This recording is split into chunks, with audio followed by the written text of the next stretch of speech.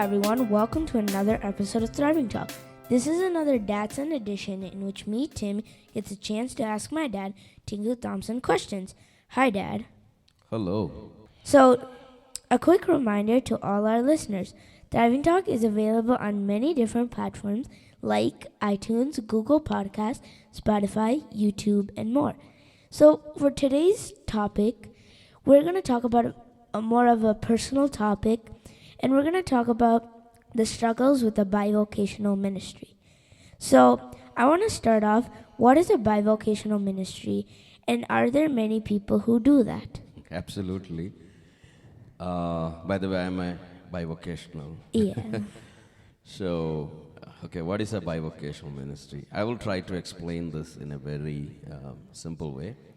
So, bivocational ministry is someone who does the ministry, especially in a church setting, as a pastor, as a main pastor. I'm not talking about just people who may be preaching once in a month or once in a while, no. But who have a primary responsibility, they are taking care of those things of the church. And then also they are working. It could be part-time, full-time. So those people, in the Bible actually, we see there are instances where Apostle Paul, in order to support himself, does tent making. So this is also called as tent making ministry, where a minister or somebody who is doing the ministry is not getting any support or anything from anyone else, but they are actually doing the ministry. Now, when you ask about this question, are there many people doing it? My estimate is that there are many who do it, and most of the time, I have seen that people who bivocational ministry are very successful, and also they are in some ways, I don't want to generalize this, are more committed than somebody who may be doing it in a full-time basis. Again, I will come to the full-time, but what I mean to say is that a full-time minister has just most probably one thing, that is his ministry, but a bivocational has to do all the responsibilities of the church, and on top of that, he or she will have to do the secular work or the work they are doing, and they are not a burden to the church or to the ministry, and they are actually supporting themselves. And especially with people who pioneer ministry work and everything, we see there is a lot of people who do that. And when COVID hit in the last few years, when many churches and many people were impacted financially and in other ways, we have seen a lot of people come out from full-time ministry. And I have seen few instances where they are doing something else, they are doing some work, but at the same time they are engaged in ministry in some capacity. I'm not saying those people are fully bivocational, they could be, but bivocational is truly, in my view, people who are doing two jobs. One is a job which gives them the money to meet their expenses and their needs, and the other one is they're fully engaged in the ministry. So, is there anything wrong with doing a bivocational ministry? Absolutely no. There are challenges with doing bivocational ministry, but I don't think anything wrong as long as God has called you to do that. Again, I would say it goes back to the calling. If you are not called to do a bivocational ministry, you're going to struggle absolutely. But if you are called to do full-time ministry, you should do full-time ministry. So there is nothing wrong. And in the Bible also we see, as I said earlier, Paul, Aquila, Priscilla, and there were other people who supported themselves. And there were also occasions where offerings were taken, help was provided, but there were also instances. So I don't think there is anything wrong with doing a bivocational ministry. So as you said, there are challenges going into doing a bivocational ministry. So I want to ask you, what are the pros and cons of doing a bivocational ministry? Yeah, so this is a question where I can tell you from my own experience, right? Because I do this. I actually do, I would say, thrive vocational because I have three things: my job, and then church, and then another ministry. So let me start with some pros or some good advantages of doing bivocational ministry. Number one, um, you are not dependent on anyone to provide you the finances. And then you can do ministry a little bit more free, because sometimes I have come across churches where when pastors are supported by the church, they have their own challenges because of that, right? So some people may try to say things which may be hurtful because they have been supported. Some people have a lot of expectations which the pastor is not able to meet. So those things happen. So that is one thing, that they can meet their own needs. Number two, a bivocational minister will be very much in the marketplace, just like the other members of the church. I think they can relate more to what is happening at the workplaces and in the marketplace, compared to a full-time minister who may not have much exposure to what is happening. So this person will be able to relate more to the members who may be going through similar challenges, struggle. Like, let me say this way, they can speak the same language in many cases, which others may not be able to speak. The other advantage is, I would say, a bivocational minister is actually giving a lot of freedom to the church, so that money can be spent on missions and other initiatives. So because they are basically being relieved of the burden or the responsibility of paying the pastor, and that can come up to a huge amount if you really look at it, and that really helps, right? And it also helps people to help and support other missions, other organizations, other ministries. And since they are not fully giving support to the pastor, right? And so I would say these are some high level or basic advantages. Now let me come to the disadvantages or the cons of doing a bivocational ministry. First thing I would say, this is not for everyone unless we are called to do it, because this is a struggle. Ministry itself is a challenge, it's a spiritual battle, it's a struggle. And on top of that, you have the stress associated with the ministry. So for example, if you're doing the pastoral ministry of a church, what happens is people will have issues, people will have challenges, and you will have to deal with all those things along with the challenges and the issues you're having at workplace. The other thing I have come across personally is, a lot of times at your workplace, you're doing what you're supposed to do. You get a lot of recognition and you got a lot of appreciation and everything, but in the ministry, you may not be getting that. So you may think that, oh, first of all, I'm not taking any money, I'm doing it voluntarily, I'm struggling, and then people are not responding. So there could be discouragements, and there could be this temptation to leave it. So that's very much over there, because you are not dependent on the ministry for your survival. You are only doing it because you feel like God has called you, or you know that God has called you to do it. So there is always this temptation to quit it, because at the end of the day, if you are truthful and sincere, you are not gaining much from a worldly sense by doing that. The other challenge I would say is, you are not going to do everything a full-time minister can do unless you are a superhuman. Because if a pastor, if the church is small or big, doesn't matter. Actually, if the church is really big and you have associates or other pastors, it sometimes it can become easier. But if you are doing, a mid-sized church or even a smaller church, a lot of times, a lot of responsibility falls on your head, right? And there is a lot of things which you have to do, and you don't have anybody else doing it. And then on top of that, there is pastoral care, there is pastoral thing, visitations, and sometimes there could be a lot of other things which are related to the ministry, which you are not able to do it. Personally, I would say that, sometimes I feel guilty that I'm not doing everything I should be doing. because of the limitation of time and other reasons.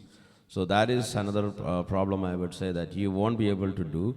You will have to actually come up with a good expectation for yourself, saying that, okay, if I'm going to work 40 hours, for my job in a week, I only have this many hours to do the ministry. And these are the only things I can do. Let's say you have like 20 hours allocated to do the ministry. You cannot expect to do like 40 hours worth of things in that 20 hours, right? So that is the thing. Another thing, you will have to make sacrifices because sometimes you may not get the opportunity to go to vacation like other people will go, because your vacations are mostly consumed by ministry. Let's say your church has got some special events going on or other things. You may have to devote some of your time into ministry, and you may not be in the same mode. So this is a big calling. This is a calling with a lot of sacrifices, which comes with its own advantage and its own disadvantages. So unless and until, again, I will say, God has given you a call to do this, this can become a big challenge. So not being able to do everything. No, you can't actually, because let's say a full-time pastor does a hospital visit every like 3 days a week during the lunch hour, right? That used to be the typical scenario in some places. But if you are working during that time, how are you going to do that? So you'll have to sneak into your evenings. And then what happens is, if you're taking time out of the evenings, you will lose time with your family. And you will lose time which you have allocated for something else. Then on top of that, you have to prepare for the messages, for the ministry. And you have so many other things going on. And sometimes some people may be dealing with some issues where you have to spend special time with those people. And then some people may feel neglected, which can happen with full-time ministry too. I'm not saying it cannot happen there, but with bivocational, you're very much limited with your time, and your hands are really tied up with what you can really do. So I would say, anybody listening to this talk, that if you know anybody or your pastor is doing multiple things, or have mercy on them, because sometimes they also have like the same amount of hours like you, like 164 hours a week like you have. And think about how much you accomplish after doing your job, what are the things you do, and then think about what are the things that pastor or the minister is doing. And then you will realize that this is a challenge. There are a lot of challenges with that. So what really goes into doing a bivocational ministry? I know that if you're called by God, God will give you that guidance, but what really goes into it? Yeah, I would say, first of all, a lot of times we define success in many ways, right? And there is always this temptation that we define success by the numbers and other things. But in God's sight, success is measured by our level of faithfulness. So we have to be faithful. So as as we both were saying, and you repeated me in this sense, that God's call. So if God has called, we need to be faithful. And then we need to stand for the vision which God has given. And then we also have to take it seriously, that this is also a ministry. Sometimes people can be lax and think that, okay, this is not something I really wanted to do, but I'm being entrusted to do this. So, but we should not do that. If that's the feeling we have, we should, excuse ourselves. But we should take it seriously, and we should have integrity in our life. And then the commitment should not go down. If we are having that ministry in the church, we should be committed to the church. We just can't say, I remember like somebody was telling me once that there was this pastor who was doing some job, and every day he will conclude the Sunday service early because he had to go to his job, right? But then the question is, okay, a Sunday service is a very key service of a church, so can you find a job where you don't have to do that on a Sunday morning, right? So I'm not telling, like, sometimes people can end up in that scenario, but as a pastor, it can be very, very challenging, but because that's impacting what you're doing, and it's impacting others too. So the commitment to your church is very, very important. And sometimes if your job is actually taking a lot of time. I said 40, but let's say you are in a job where it takes 40, 50, 60 hours. You should pray and consider a change, because after spending 60 or 70 hours at your work, and you can't do any ministry, and it will impact your sermon preparation, it will impact everything. The other thing is, we should not lose the passion. We have to keep up that passion. As I said, there will be challenges, people will be coming, people may say certain things which you know that you're not able to do because of your limitations. So that's very important. Have strong faith in God, that it is God who has called you. And one more thing, we did some episodes on time management. So time management is very key here, because if you're not able to do it, it can all look very messy, you know. And then you need to focus on your personal growth also. If you're not personally growing, you cannot help others to grow. So that is very, very key. And we can enlist the help of others, right? If you are a bivocational, you can look for opportunities where things can be delegated, and you can equip others to help you with ministry things. So that is very important. So there are a lot of things which goes. I don't think there is anything less than a full-time minister does. Like there may not be anything, you know, in practically speaking, but here the additional challenge is you are also working, and then you are doing all these things. So I know you do more of an extreme of a bivocational, because you have three parts to it. You work in a job, you are a pastor of a church, and then you also do a ministry. So what is your personal experience doing a bivocational ministry? Yeah, I think for this talk I did not prepare or refer to any material. This is all coming from my own experience. Yes, I think when you said three things, right? And now we are added more things like Thriving Talk, Thriving Newsletter. I write blogs every week, and then I also produce some other content. So I am almost thinking that I have four things with me.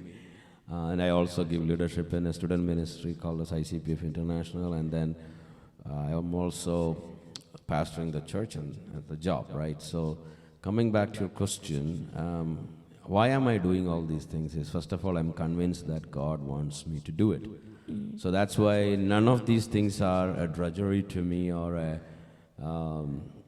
something which I don't like. I like doing all these things, so that is very important. When I'm in my church, I'm doing whatever I'm doing in the church, I actually enjoy it to a large extent. You know, there are things which I don't enjoy, but majority of the things I enjoy doing it. Number two, in the ministry where I'm giving leadership, I enjoy doing that. The things I'm doing, I enjoy doing that. I'm not under any compulsion. It is not because somebody is giving me anything that I'm doing all these things. This is all voluntary things. The only thing which gives me something back is, like from a worldly perspective, is the job I do, right? There also I'm giving my 100%, right? In the sense like I'm doing what I'm supposed to do. So keeping all these things and planning your life around all these things is very, very important. So my personal experience, I would say, as responsibilities grew, I realized that without having proper time management, things are all going to be in a big mess, because I won't be able to faithfully do. And one more key thing here is, all these areas where I am engaged, it is not like I am passive in some things. Sometimes people can be involved in multiple things, but they're passive in few things and active in one or two things, right? In my case, I am active in all four things. Very active, actually, in all the four things. So that brings its own challenges and added challenges. So I will give you one example. Sometimes I have to pick and choose between two things. And the question is, what will I pick? So then I have to really think about what will be more beneficial. So for example, I have a church meeting and I have a meeting which is for the ministry. So now both are important, but what is more important? And based on that, I have to pick one, because I can't be in both meetings at the same time. So there has been many occasions like that where I have to do, like for example, every Monday I have a conflict because there is a conflict with two meetings going on at the same time. So I've decided that I will pick one because one is more important in that scenario. But then I also have a conflict on other days where I pick the other one because I feel like that is more important. So sometimes it can get challenging. And so unless and until you don't manage your time, you don't really plan out things, and you don't prioritize things, you don't understand what is more important when you're equally committed to everything. It can become very difficult. So that's my personal experience. But I would say that my hope is someday we will realize that it was a privilege that God actually chose me and saw me worthy of entrusting these responsibilities, rather than giving me just one. But let me also tell you, the day God calls and tells me that I need to come for full time, I will do that, because I still feel like what a full-time minister can bring in, bivocational cannot do, and what bivocational can bring, a full-time cannot do. Both have its own role. I think I have told you many times, if God calls you to the ministry, it will be much better if you do full-time. Yeah. Because it's a very difficult thing to balance everything in life. And then don't forget about the family aspect, and don't forget about other social aspects. There are so many other things also which gets added to this whole mix. And sometimes people can think that they are being neglected, and you're not paying much attention to them, but that's not intentional. A lot of times there may be other things which are more pressing and more priority than what people really understand. So in those scenarios, it can get really challenging. But I would call myself as a purely a bivocational because of the nature of things I do. So, do you have any final thoughts or things to say to our viewers? Yeah, I think I've shared most of the things, but I would say it may sound challenging, it may sound that this is difficult, but I will really tell you that I enjoy this to a large extent, because sometimes when I feel like I failed, or I could not do something, or I have been accused or told that I have not been good enough, when I really know that I put my best, I feel like, God, I don't know how to say that. I find some satisfaction with other things I do.